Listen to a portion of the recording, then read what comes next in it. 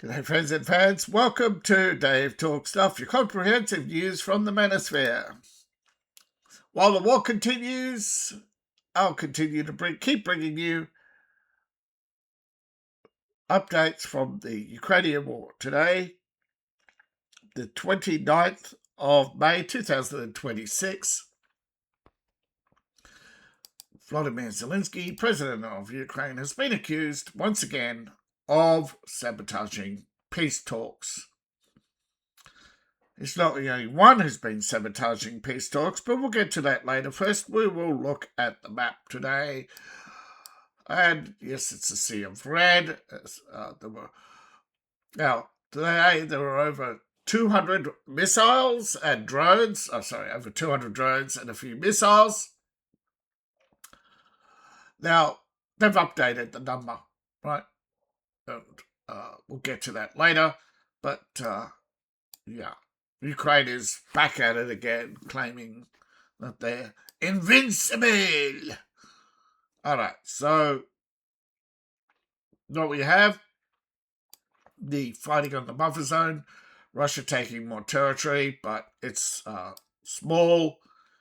The Ukrainians are more worried about holding on to Kupiansk. The Russians are pushing there. They haven't made much progress. Liman, the Russians have started to break through the Ukrainian lines, but they have yet to break Liman itself. They are still holding on in other areas, such as Kravny Luka, but the Russians have taken the eastern outskirts of the town.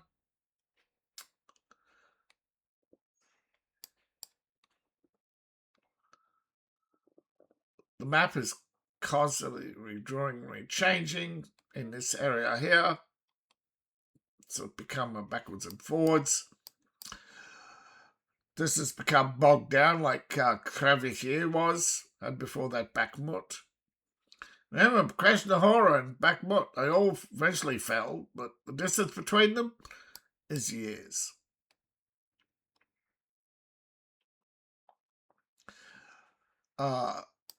Lots of activity, and technically, I suppose, Burstock has fallen.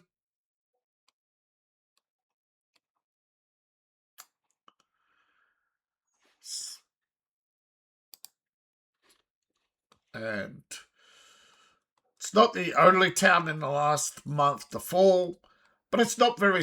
It represents again how Ukraine will hold on to every inch, and they're trying to, from a psychological point of view, it is like making the Russians pay, in blood for every inch of Ukraine. We will eventually be victorious. So it's creating that defend at all cost mentality, which you probably would be doing anyway if it's your homeland. But when there's such a divide and separation in Ukraine, that it's more like a fight over. It's like the fight over Poland between the Germans and Russians. Neither side really had a skin in the game. Both just fighting for pride. That's what it feels like, anyway. But Burstock hasn't officially fallen, but it's fallen. The Russians have driven the Ukrainians out. The Ukrainians are shelling their positions relentlessly and the Russians are likewise responding. But from their perspective, what they would call relentless shelling is not large, 4-5 rows of artillery barreling away. It's 4 pieces of artillery barreling away, or 2, or even sometimes 1 rocket truck. Both sides are fighting each other on a shoestring budget, were basically the amounts of the GDP of Italy. Europe, however, because they are bleeding money, are just basically counting all production, even though it's borrowed money, but they offset that borrowing over to Ukraine. So, but eventually all that will come to collapse. They're hoping the collapse won't be immediate. Now, again, a lot of territory Russia takes is on the outskirts, but they are taking territory. But it's not, it's maybe immediately strategically advantageous, but it's not war winning. Like, war winning is to take a large, like to go from here to here in a day. That would break event. You do that enough times, and it breaks the opposition. They can no longer dig in. They are now falling on makeshift. Your artillery pounding them and hounding them at every step. That is war winning strategy. That comes from having the right people at the right time attack the right positions. Neither Russia nor Ukraine is able to exploit those weaknesses. Russia doesn't have the manpower, and their strategy is more about the grind than it is the capture. They're not interested in rapid results. They're not working on a 60-day timetable.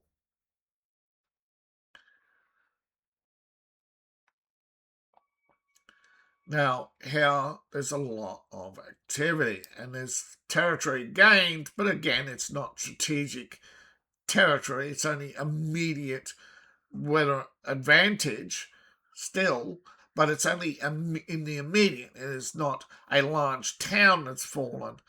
These are small, that might even just be names on a map that have nothing of significance, but still, it represents a break in the Ukrainian lines, and the Ukrainians are still holding on.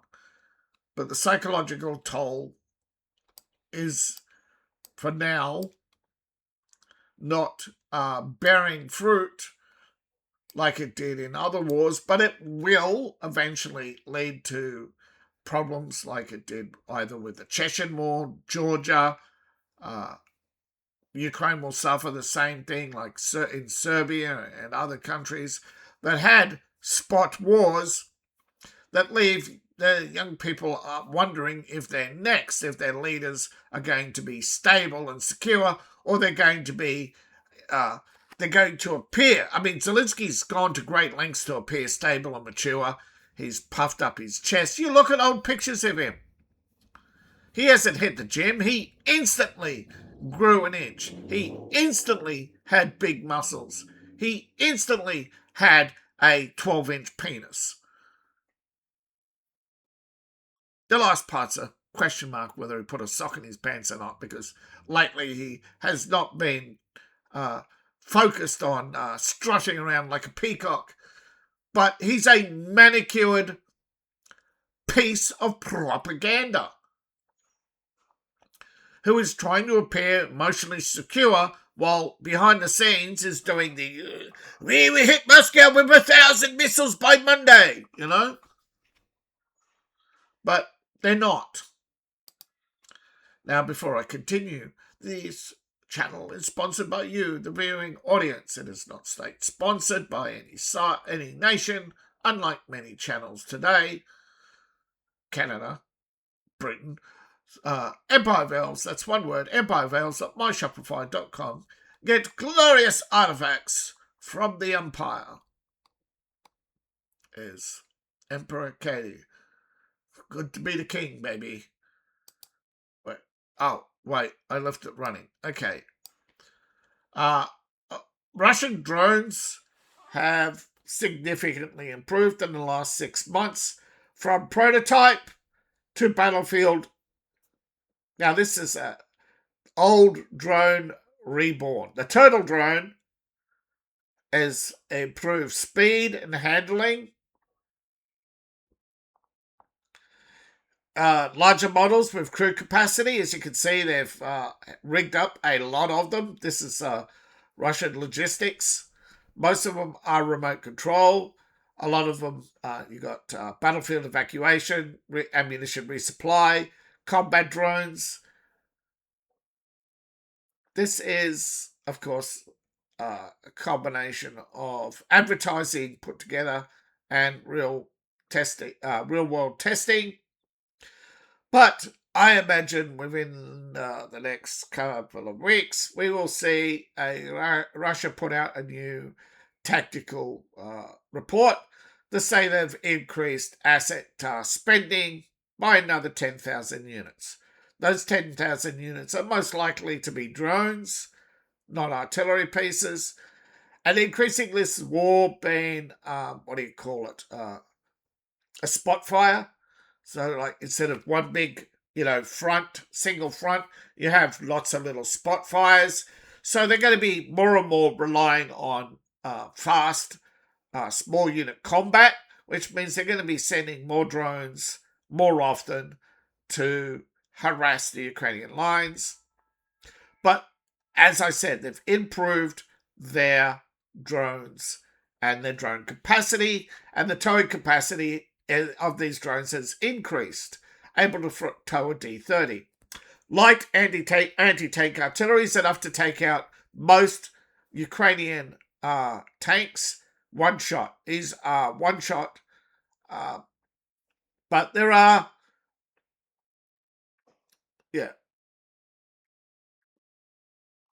yeah, there are, I suppose, this is a puff piece, so take it with a grain of salt. Most of this story does repeat itself.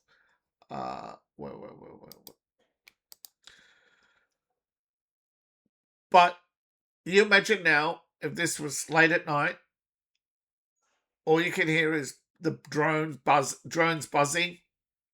These are actually traveling below your average field of fire.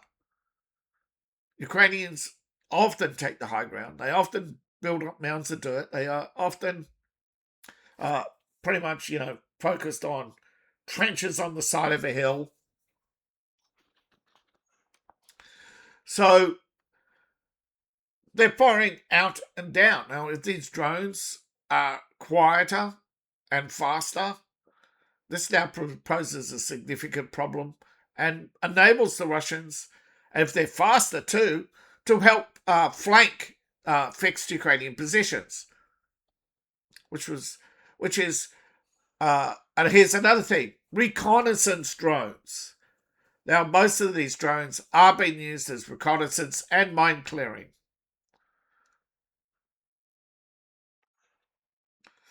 Drones can be way more robust when they're not made to carry people, because you can account for the and kamikaze drones. Yes, of course. But here, 233. Okay. Sure, it's 233 and not. It's. I think we're finally getting some truth. 323. Other stories confirm it's over 300. That means over 100 drone strikes on Ukraine. And it was not one ice scanner, but various versions of the ice scanner. Not other than one mark. See, Ukraine is downplaying the war. Russia's slightly overstating the war. Both sides have their reasons. Both sides, don't forget, during World War II, they classified many failed operations and covered them up so the public would not lose heart. But we have heard many times how Europe wants a seat at the Ukrainian table, and now it's finally come out. The French Foreign Ministry spokesman have said, we're not there to negotiate. What? We only want to protect our interests. So tell me, does this sound like Europe trusts Ukraine? They want to be at the table. They're not going to negotiate with Russia. They only want to know what Russia is saying directly to Ukraine. That means they don't trust what Ukraine is telling Europe.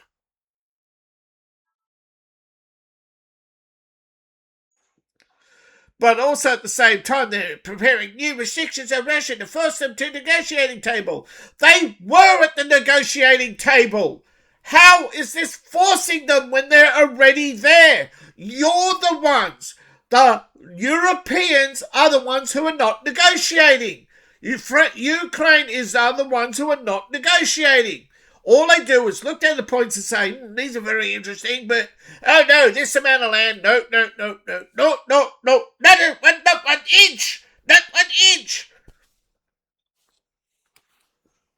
And then they walk away, and it's like, what is the point?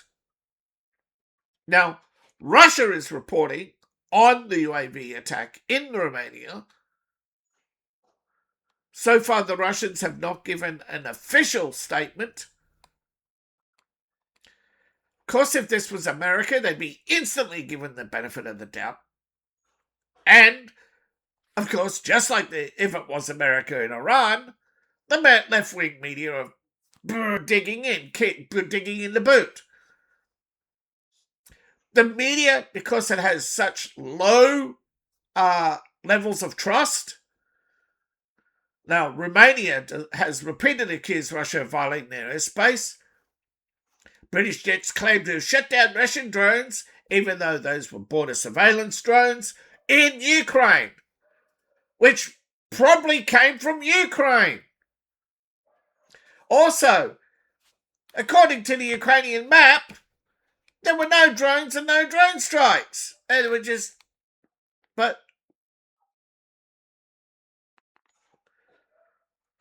obviously, if drones were coming from here and got jammed and went over here, it would be believable if the British hadn't put out a lie, story after story, about drones. And we have seen file photos of Ukraine with Shahed drones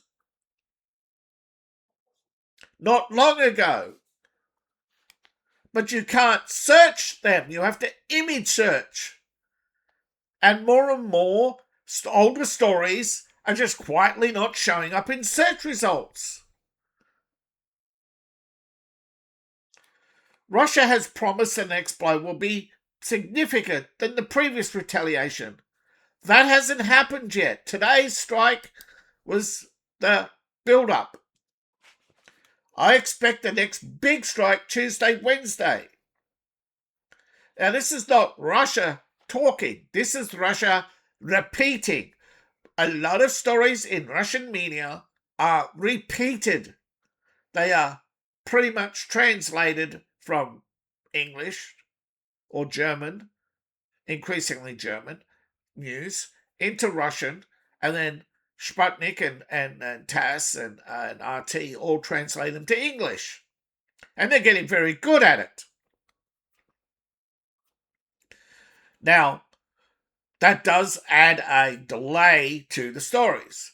But it's come out that in Washington, right, that congressional member Anna Paulina Luna has responded to Zelensky on X, urging increased delivery.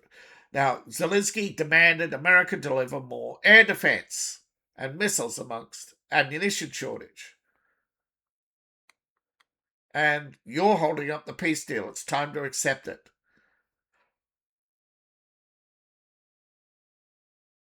Yeah, what price victory?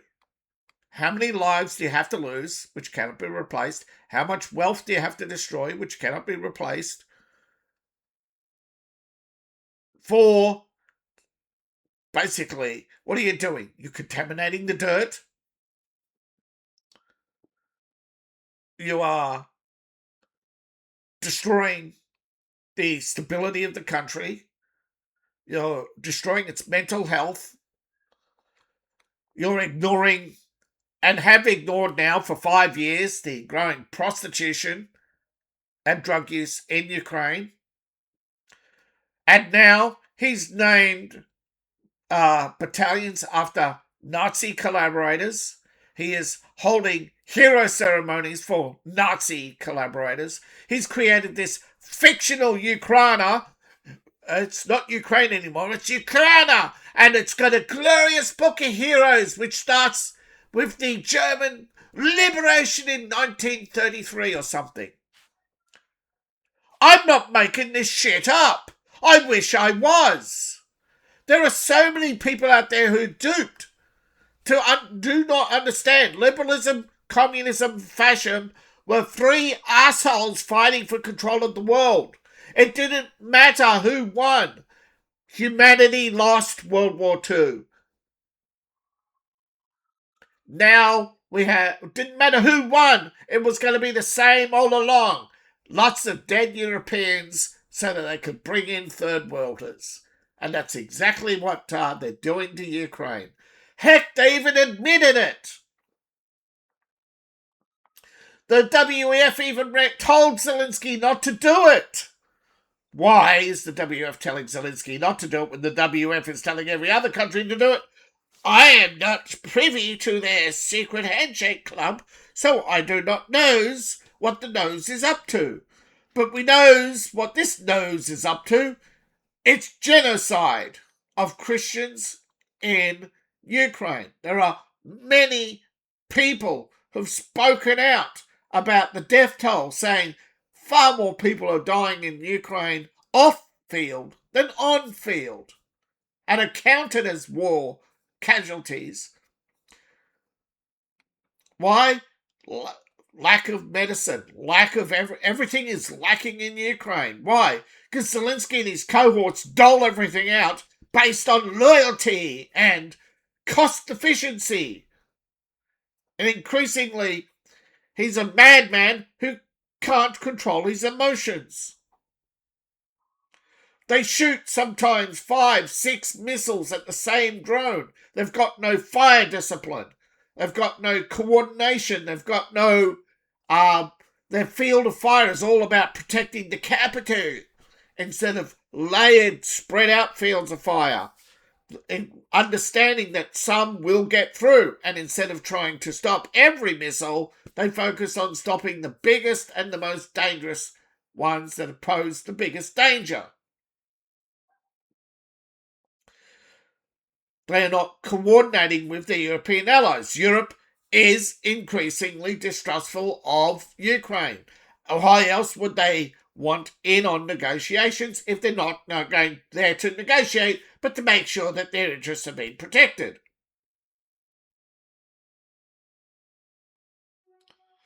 You know, that's like the fat chick showing up at her best friend's date.